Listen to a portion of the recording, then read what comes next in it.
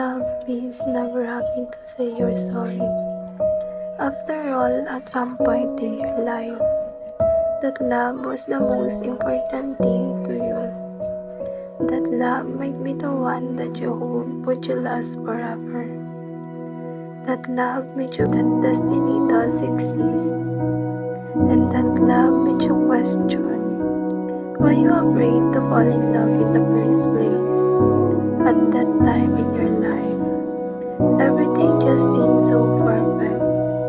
Everything seems so beautiful. Everything seems to glow for me. And you are my everything. I won't even think twice about sacrificing my own happiness for yours.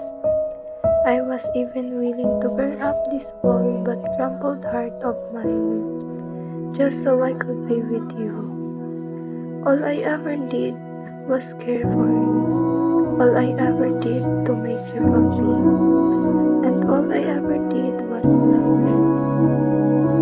Being in love means never having to say you're sorry.